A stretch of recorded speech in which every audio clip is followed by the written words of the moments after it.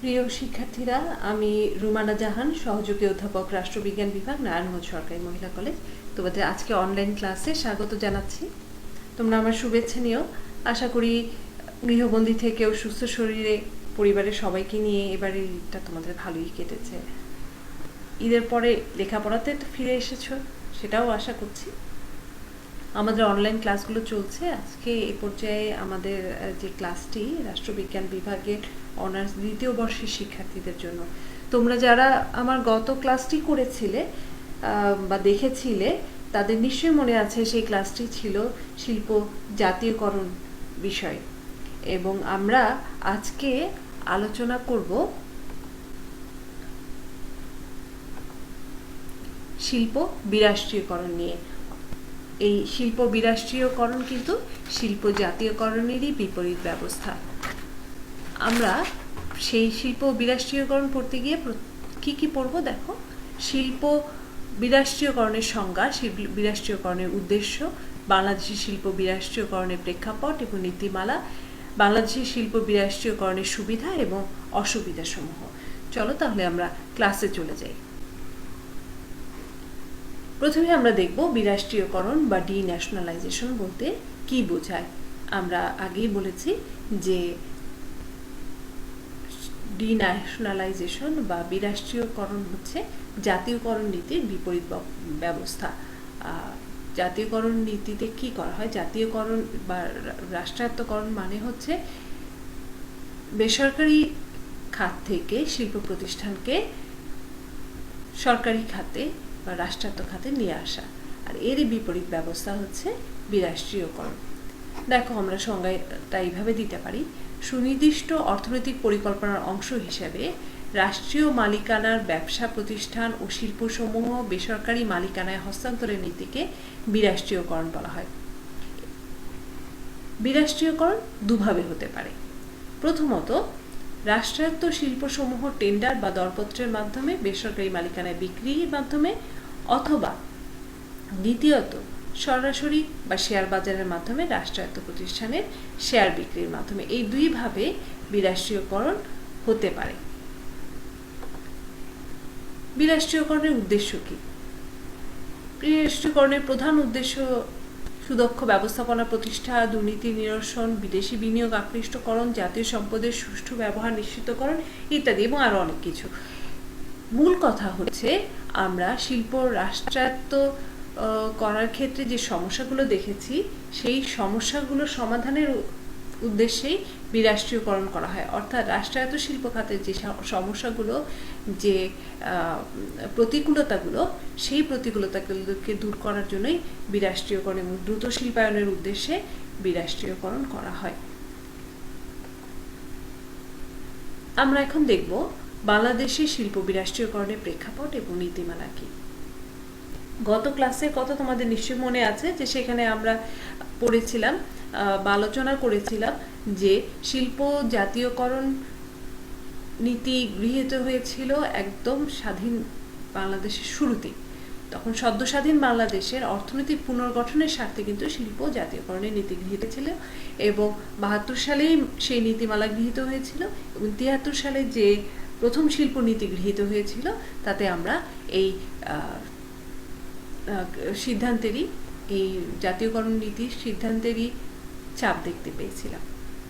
কিন্তু সমস্যা হলো যে কয়েক বছরের মধ্যে যেটা দেখা গেল যে বিভিন্ন কারণে, তোমরা যে শিল্প রাষ্ট্রীয়করণের যে সমস্যাগুলো বা শিল্প জাতীয়করণের যে সমস্যাগুলো তোমাদেরকে সাথে আলোচনা করেছিলাম, সেইখান থেকে সেই সমস্যাগুলোর কারণে শিল্প জাতীয়করণ নীতি আসলে ততটা সাফল্য অর্জন করতে পারেনি। বিভিন্ন কারণ ছিল এর পেছনে, তোমরা সেইগুলো আমি আবার আলোচনায় যাব না। এবং শেষে আরেকটা কারণ ছিল রাজনৈতিক পট পরিবর্তন। আমরা জানি যে ৭৫-এ রাজনৈতিক যে পট পরিবর্তন হয়েছিল, সেই পট পরিবর্তনের কারণেও কিন্তু সরকারের যে অর্থ সংক্রান্ত যে নীতিমালা বা শিল্প সংক্রান্ত যে নীতিমালা, সেখানে একটা পরিবর্তন আসে।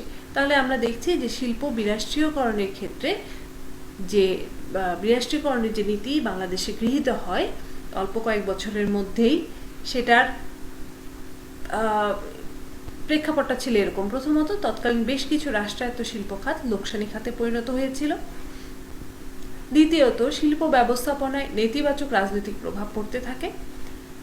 ট্রেড ইউনিয়ন সমূহের রাজনীতির সম্পৃক্ততায় মালিক শ্রমিক অসন্তোষ বৃদ্ধি পেতে থাকে।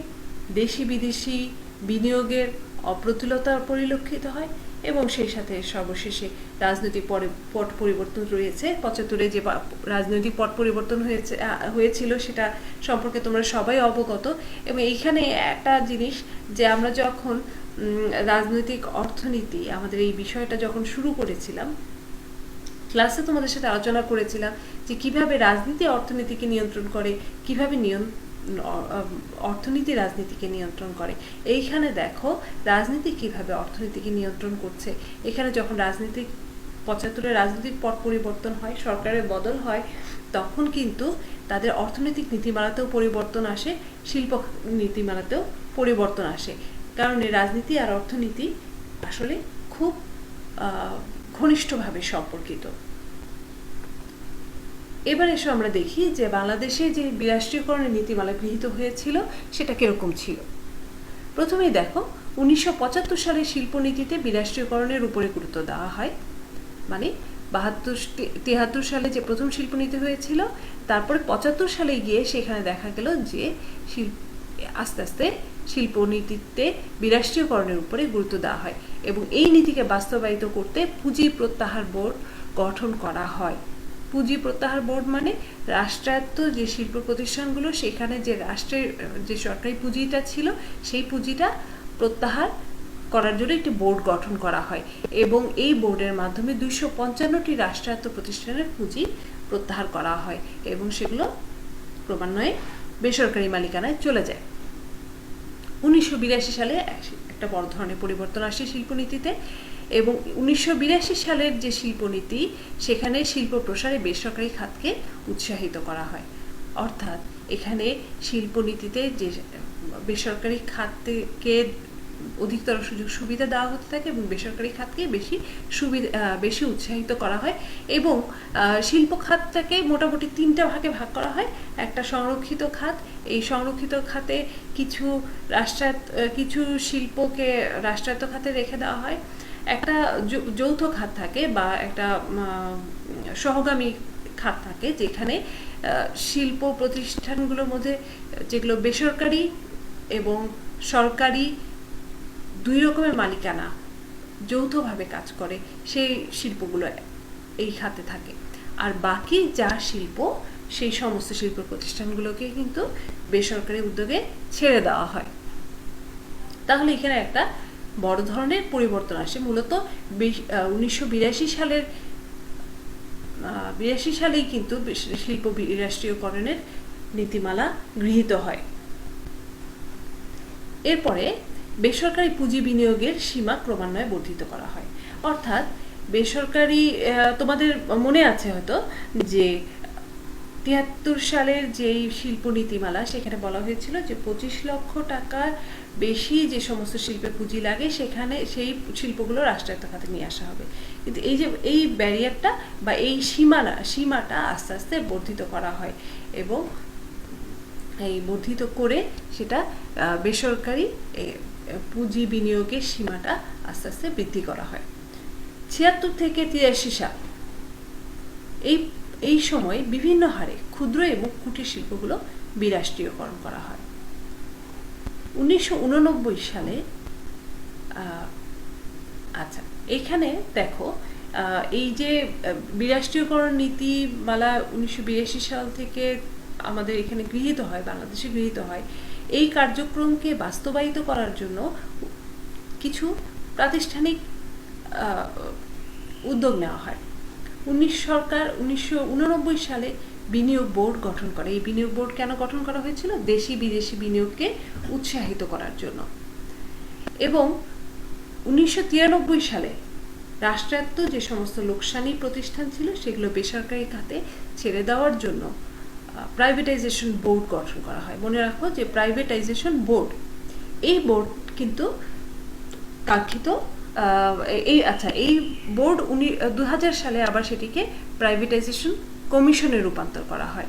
তার মানে 1989 সালে বিনিয়োগ বোর্ড, 1993 সালে প্রাইভেটাইজেশন বোর্ড এবং 2000 সালে প্রাইভেটাইজেশন বোর্ডকে প্রাইভেটাইজেশন কমিশনে রূপান্তর করা হয়।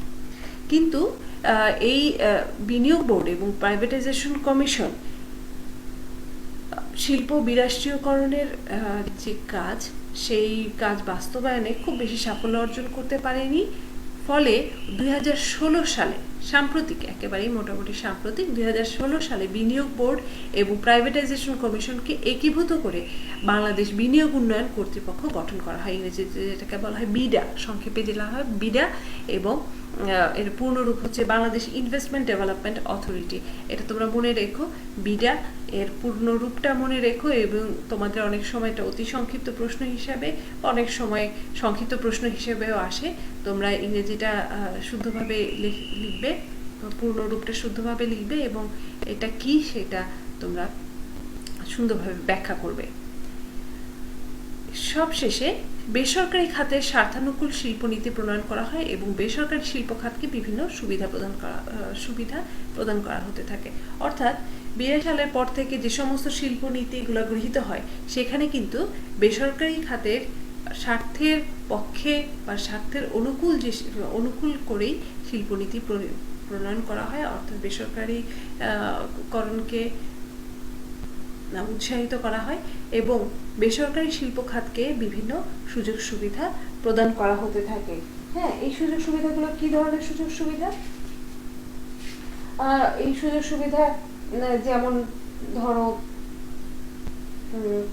ট্যাক্স হলিডে দেওয়া, ট্যাক্স হলিডে বা কর অবকাশ দেওয়া, তারপর বেসরকারি শিল্পোদ্যোক্তাদেরকে ঋণ প্রদান করা, আমদানি করে রেয়াত দেয়া, তারপর বিরাষ্ট্রীয় খাতের সাথে সামঞ্জস্য রেখে রাজস্ব নীতি প্রণয়ন করা, এই সমস্ত নানা রকম সুযোগ সুবিধা কিন্তু দেওয়া হতে থাকে এবং সেটা এখনো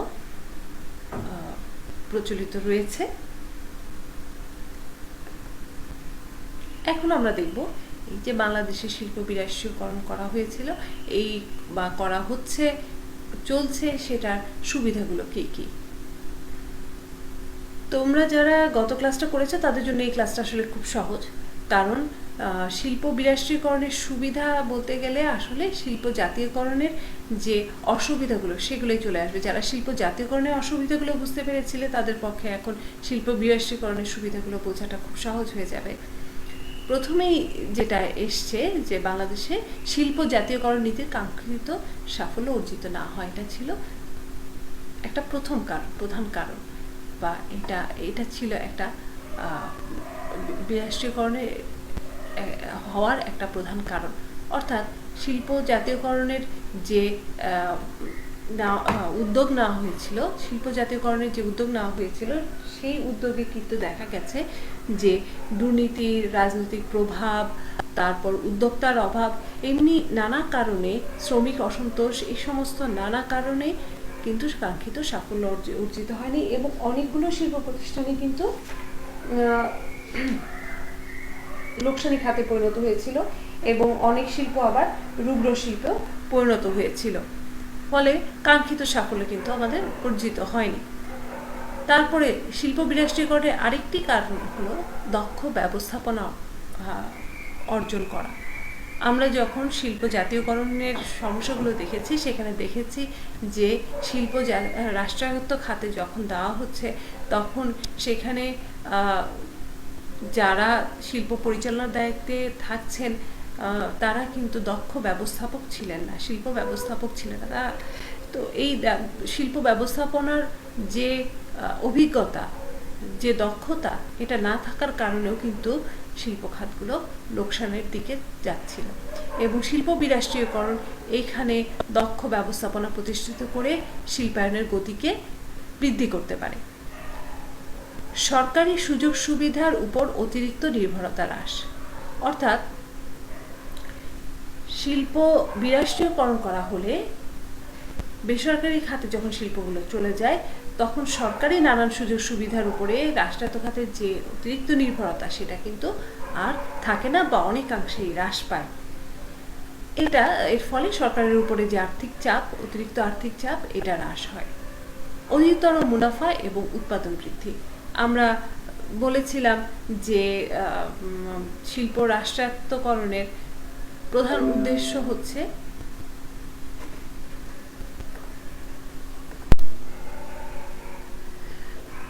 আমরা বলেছিলাম যে রাষ্ট্রায়ত্ত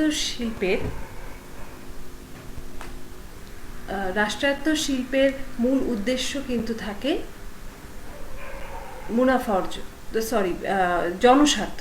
সেখানে মুনাফা অর্জনকে প্রাধান্য দেওয়া হয় না, যেটা জনগণের জন্য ভালো হলেও যারা শিল্পোদ্যোক্তা তাদের জন্য কিন্তু হতাশাব্যঞ্জক।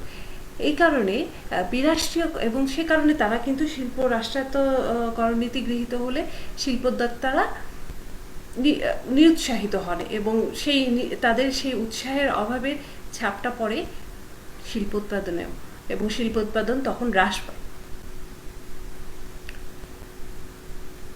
এখন শিল্প বিরাষ্ট্রীয়করণে অধিকতর মুনাফা অর্জন এবং সেই সাথে উৎপাদন বৃদ্ধির কিন্তু সুযোগ থাকে। মানে যখন উদ্যোক্তা অধিকতর মুনাফা অর্জনের সুযোগ পাচ্ছেন, উৎসাহিত হচ্ছেন, তখন তিনি এর পেছনে শ্রম, তার মেধা আরও বেশি ব্যয় করছেন, উৎসাহিত হচ্ছেন এবং ফলে শিল্পের উৎপাদন বৃদ্ধি পাচ্ছে।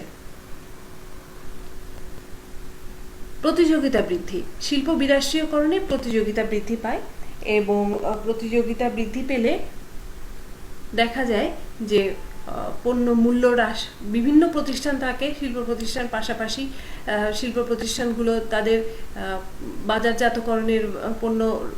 বাজারজাতকরণের জন্য এক ধরনের প্রতিযোগিতায় অবতীর্ণ হয়, ফলে পণ্যের মূল্যটা হ্রাস পায়। যখন প্রতিযোগিতামূলক একটা অবস্থা বিরাজ করে, তখন তারা দেখা যায় পণ্য মূল্যটা হ্রাস করতে বাধ্য হয় এবং বাজারজাতকরণের সুবিধার জন্য বা ক্রেতাকে আকৃষ্ট করার জন্য পণ্যমান বৃদ্ধির দিকে তারা নজর দেয়। এতে ক্রেতা স্বার্থ রক্ষিত হয়। বিদেশি পুঁজি আকৃষ্ট করা। শিল্প বিরাষ্ট্রীয়করণের একটা বড় উদ্দেশ্য হচ্ছে বিদেশি পুঁজি আকৃষ্ট করা। বিদেশি পুঁজি এবং বহুজাতিক যে কোম্পানিগুলো, এই কোম্পানিগুলো তখনই আকৃষ্ট হয় এই উন্নয়নশীল দেশগুলোতে বা অনুন্নত দেশগুলোতে পুঁজি বিনিয়োগ করতে, যখন সেখানে শিল্প বিরাষ্ট্রীয়করণকে উৎসাহিত করা হয়, সেই স্বাধীনতা দেওয়া হয় শিল্প খাতকে। তো এই বিদেশি পুঁজিকে আকৃষ্ট করতে হলে শিল্প বিরাষ্ট্রীয়করণ একটি প্রধানতম উপায়। আমলাতান্ত্রিক জটিলতা হ্রাস এবং কাজের গতি বৃদ্ধি। রাষ্ট্রায়ত্ত শিল্প খাতে যে আমলাতান্ত্রিক জটিলতা থাকে এবং যে কাজের স্লথ গতি থাকে, আমরা শিল্প বিরাষ্ট্রীয়করণের মাধ্যমে সেই সমস্যার সমাধান করতে পারি এবং কাজের গতি বৃদ্ধি করতে পারি। এবং শিল্প খাতে দুর্নীতি, রাজনৈতিক প্রভাব, এইটা অনেক সময়ই একটা বড় কারণ হয়ে দাঁড়িয়ে থাকে, শিল্পের পশ্চাৎপদতার কারণ হিসেবে থাকে। এই সমস্যাটি দূর করার জন্য, দুর্নীতি হ্রাস করার জন্য শিল্প বিরাষ্ট্রীয়করণ করা হয়। এবার এসে দেখি আমরা বাংলাদেশের শিল্প বিরাষ্ট্রীয়করণের অসুবিধা বা সমস্যাগুলো কি কি। অর্থাৎ এই বিরাষ্ট্রীয়করণের যেমন সুবিধা আছে, তেমনি কিছু অসুবিধাও আছে, তাই না? আমরা প্রথম যে অসুবিধাটা দেখতে পাই সেটা হচ্ছে মুনাফা কেন্দ্রিক এবং জাতীয় স্বার্থ উপেক্ষিত। খুব সহজ কথা যে বেসরকারি খাত বা বেসরকারি শিল্প প্রতিষ্ঠানের মূল উদ্দেশ্য কিন্তু থাকে মুনাফা অর্জন করা, এবং এই মুনাফা কেন্দ্রিক চিন্তাভাবনার কারণে শিল্প প্রতিষ্ঠানগুলো কিন্তু জাতীয় স্বার্থকে উপেক্ষা করতে পিছপা হয় না অনেক ক্ষেত্রে। তো এইটা একটা বিরাষ্ট্রীয়করণের একটা সমস্যা। দ্বিতীয় সমস্যা শিল্পোদ্যোক্তার অভাব। বাংলাদেশে দেখা যায় যে হয়তো অর্থ যাদের কাছে আছে, পুঁজি বিনিয়োগ করার মতো যথেষ্ট পুঁজি যাদের কাছে আছে, তারা সবাই কিন্তু শিল্পোদ্যোক্তা নয়, তারা সবাই দক্ষ শিল্পোদ্যোক্তা নয়। একটা শিল্প প্রতিষ্ঠান গড়ে তোলা, একটা শিল্পকে দাঁড় করানো, সেটা কিন্তু খুব একটা দক্ষতার ব্যাপার, একটা ভীষণ রকম যোগ্যতার বিষয়। এখানে বিশাল একটা অবকাঠামো বিষয় থাকে, বিশাল একটা অর্থনৈতিক কর্মকাণ্ড চলে, অনেক মানুষের সাথে জড়িত থাকে, শ্রমিকদেরকে পরিচালনা করার বিষয় থাকে।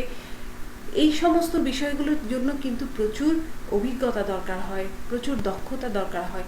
অনেক সময় দেখা যায় যে শিল্পোদ্যোক্তাদের হয়তো, যারা শিল্পোদ্যোক্তা হতে চায়, আগ্রহী, তাদের হয়তো পুঁজির জোগানটা তাদের কাছে আছে, কিন্তু সেই দক্ষতাটা নেই।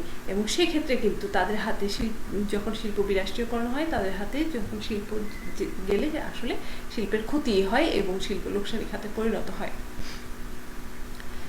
ভারী শিল্প প্রতিষ্ঠায় উদ্যোক্তাদের অনাগ্রহ, অর্থাৎ যে সব ভারী শিল্প যেগুলোতে প্রচুর মূলধনের প্রয়োজন এবং এই ভারী শিল্পগুলো আসলে শিল্পের ভিত হিসেবে কাজ করে, এই শিল্পগুলো প্রতিষ্ঠার ক্ষেত্রে উদ্যোক্তারা যে ব্যাপক পুঁজি বিনিয়োগ করতে হয়, সেই পুঁজি বিনিয়োগ করার ক্ষেত্রে এবং ঝুঁকি গ্রহণের ক্ষেত্রে উদ্যোক্তারা অনেক সময় অনাগ্রহী হয়, যেটা একটা বড় অসুবিধা বিরাষ্ট্রীয়করণের। মালিক শ্রমিক দ্বন্দ্ব বৃদ্ধি, এটা কিন্তু শিল্প বিরাষ্ট্রীয়করণের একটা বড় সমস্যা। বিভিন্ন সময় তোমরা শ্রমিক বিদ্রোহ দেখছো বা শ্রমিক আন্দোলন দেখছো, শ্রমিক অসন্তোষ, এগুলো তোমরা দেখছো। এর একটা প্রধান কারণ শ্রমিক এবং মালিক শ্রেণীর মধ্যে বোঝাপড়ার অভাব, বা মালিক শ্রেণীর শোষণ করার যে মনোভাব, এই মনোভাবটার কারণে বা এই যে তার শোষণ করার নীতি, এই নীতির কারণে কিন্তু মালিক শ্রমিকের দ্বন্দ্ব বৃদ্ধি পায়।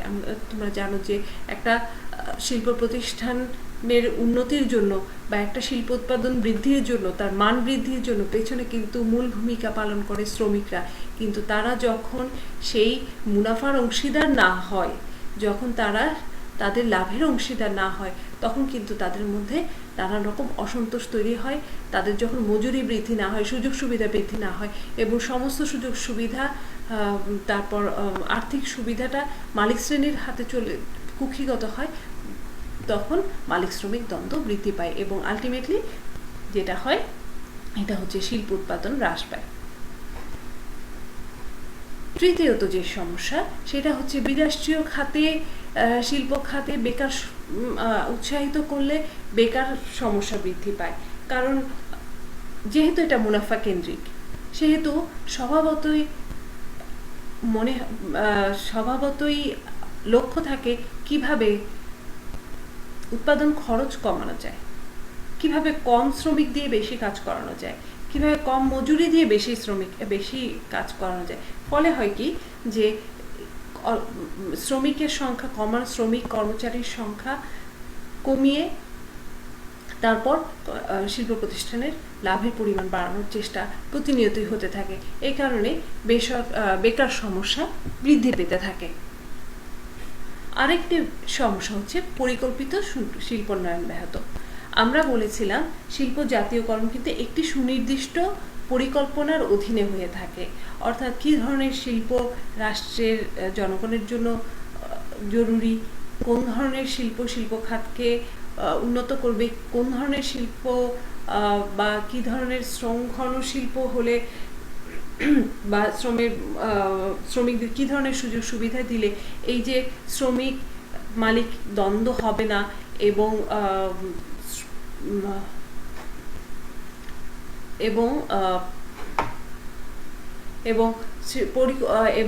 শিল্পোন্নয়নের যে সুফল, সেটা সারা দেশে সব শ্রেণী মানুষের মধ্যে ছড়িয়ে দেওয়া যাবে, সেটা কিন্তু একটা পরিকল্পনার মাধ্যমে শিল্প জাতীয়করণ নীতিতে গৃহীত হয়। কিন্তু শিল্প বিরাষ্ট্রীয়করণ করা হলে, বিভিন্ন হাতে যখন শিল্প প্রতিষ্ঠানগুলো চলে যায়, তখন এইভাবে পরিকল্পিতভাবে শিল্পোন্নয়ন করা কিন্তু সম্ভব হয়ে ওঠে না। পরবর্তীতে যে অসুবিধাটা, সেটা হচ্ছে শিল্পক্ষেত্রে আঞ্চলিক বৈষম্য পরিলক্ষিত। অর্থাৎ শিল্প ক্ষেত্রগুলোকে যদি, শিল্প প্রতিষ্ঠানগুলোকে সারা দেশে যদি ছড়িয়ে দিতে হয়, তাহলে কিন্তু সেটার জন্য শিল্প জাতীয়করণই আসলে সেটার জন্য উপযোগী ব্যবস্থা। কারণ শিল্প বিরাষ্ট্রীয়করণ করলে বেসরকারি যে মালিকানা, সেই মালিকানার যেহেতু মূল উদ্দেশ্য মুনাফা, কাজেই তারা দেখে যে কোন অঞ্চলে শিল্প প্রতিষ্ঠান স্থাপন করলে তারা সহজে কাঁচামালের যোগান পাবে, শ্রমিকের যোগান পাবে, এবং সেই সাথে তাদের পণ্য পরিবহনের সুবিধা হবে। এই সমস্ত সুযোগ সুবিধা, কোথায় ইনফ্রাস্ট্রাকচার সব রেডি আছে, রাস্তাঘাট ভালো আছে, এই সমস্ত বিষয়গুলোকে তারা প্রাধান্য দেয়। ফলে যে সমস্ত জায়গায় শিল্প আছে সেখানেই নতুন শিল্প গড়ে ওঠে, কিন্তু যে সমস্ত জায়গায় শিল্প প্রতিষ্ঠান গড়ে ওঠেনি, দেশের যে অঞ্চলগুলো এই ক্ষেত্রে পিছিয়ে আছে সেগুলো কিন্তু পিছিয়েই থাকে। শিল্প বিরাষ্ট্রীয়করণের আরেকটি সমস্যা হচ্ছে সম্পদের কেন্দ্রীকরণ। আমরা বলেছি এখানে যে মালিক শ্রমিক দ্বন্দ্ব বৃদ্ধি পায়, এবং কিছু মানুষ এই মালিক শ্রেণী শ্রেণীকে শোষণ করে, এবং এর ফলে সমাজের গুটি কয়েক মানুষের হাতে দেখা যায় সম্পদ কেন্দ্রীভূত হতে থাকে, এবং যে মেজরিটি অংশ বা বড় অংশ, সেই অংশই কিন্তু সম্পদ থেকে বঞ্চিত হয়, বা তারা খুব স্বল্প সম্পদ তারা ভোগ করে। ফলে সম্পদের কেন্দ্রীকরণ, রাষ্ট্রের যে সম্পদ সেটা গুটি কয়েক মানুষের হাতে কেন্দ্রীভূত হতে থাকে, আর অন্যরা এর সুবিধা থেকে বঞ্চিত হতে থাকে, অর্থাৎ শিল্পায়নের যে সুবিধা সেই সুবিধা থেকে তারা বঞ্চিত হতে থাকে। সর্বশেষে বিদেশি পুঁজি বিনিয়োগ এবং বহুজাতিক সংস্থার অনুপ্রবেশের ফলে অর্থনৈতিক পরনির্ভরশীলতা বৃদ্ধি পায়। খেয়াল করো, এখানে বলছি বিদেশি পুঁজি বিনিয়োগ এবং বহুজাতিক সংস্থার অনুপ্রবেশ। আমরা কিন্তু বলেছিলাম যে বিদেশি যে পুঁজি, বিদেশি যে বিনিয়োগ, বহুজাতিক সংস্থার যে বিনিয়োগ, এই বিনিয়োগটাকে আকৃষ্ট করার উদ্দেশ্য নিয়েই কিন্তু শিল্প বিরাষ্ট্রীয়করণ নীতি আসলে প্রধানত গৃহীত হয় উন্নয়নশীল বা উন্নত দেশগুলোতে। কিন্তু যেটা হয় এক্ষেত্রে হয়তো সাময়িক বা একটা মেয়াদ পর্যন্ত রাষ্ট্রের উন্নতি হতে থাকে, কিন্তু যেই উন্নতিটা হয়, যে অর্থনৈতিক উন্নতিটা অর্জিত হয়, সেটা কিন্তু স্বনির্ভর উন্নতি হয় না। অনেক সময় অধিকাংশ ক্ষেত্রেই দেখা যায় যে এই যে বিদেশি পুঁজি বিনিয়োগের উপরে নির্ভরতা, বহুজাতিক সংস্থার এই যে অবাধ অনুপ্রবেশ, এ কারণে একটি রাষ্ট্রে অর্থনৈতিক পরনির্ভরশীলতা দেখা দেয়। এই বিষয়গুলো হচ্ছে শিল্প বিরাষ্ট্রীকরণের অসুবিধা। তাহলে আমরা দেখছি যে বাংলাদেশে শিল্প বিরাষ্ট্রীকরণের ইতিবাচক এবং নেতিবাচক দুটি দিকই কিন্তু আছে। এটা যেমন শিল্পায়নের গতি এনেছে, দেশি বিদেশি পুঁজি বিনিয়োগকে উৎসাহিত করছে, অন্যদিকে তেমনি বিরাষ্ট্রীয়করণের পরে অনেক শিল্প প্রতিষ্ঠানকে আমরা বন্ধ হয়ে যেতে দেখেছি। তাদের নিয়োগ সংকোচন নীতির কারণে বেসরকারি শিল্প প্রতিষ্ঠানগুলো অনেক শ্রমিক কাজ হারিয়েছে, সেই সাথে বেড়েছে ধনবৈষম্য, এবং এই সমস্ত কারণে দেখা যায় যে বিরাষ্ট্রীয়করণও কিন্তু আর্থসামাজিক ব্যবস্থায় একটা বড় চাপের সৃষ্টি করে বা সমস্যা সৃষ্টি করে। এই কারণে বিরাষ্ট্রীয়করণ নীতিকে যদি সঠিকভাবে বাস্তবায়ন করতে হয় এবং শিল্পায়নের সহায়ক একটা শক্তি হিসেবে, প্রতিষ্ঠা সহায়ক একটা পন্থা হিসেবে ব্যবহার করতে হয়, তাহলে এখানে কিছু সংস্কার কর্মসূচি গ্রহণ করা প্রয়োজন। কি ধরনের সংস্কার? যেমন আমি একটু সংক্ষেপে বলি, যেমন শ্রমিকদের মজুরি এবং অন্যান্য সুযোগ সুবিধা বৃদ্ধি, যেটা আমরা এখানে বলছি যে মালিক শ্রমিক দ্বন্দ্ব, এই দ্বন্দ্বটা যথাসম্ভব যদি হ্রাস করা যায় তাহলে শিল্প উৎপাদন বাড়বে, শিল্পের উন্নয়ন হবে, এবং সেই ক্ষেত্রে শ্রমিকদের মজুরি সহ অন্যান্য সুযোগ সুবিধা বৃদ্ধি, কাজের পরিবেশ উন্নত করা, চাকরির নিরাপত্তা, তাদের চাকরির নিরাপত্তা বিধান, এগুলো এবং সেই সাথে শ্রমিকদের দক্ষতা বৃদ্ধি, এগুলো এক একটা ভালো উপায় হতে পারে, সংস্কারের পথ হতে পারে।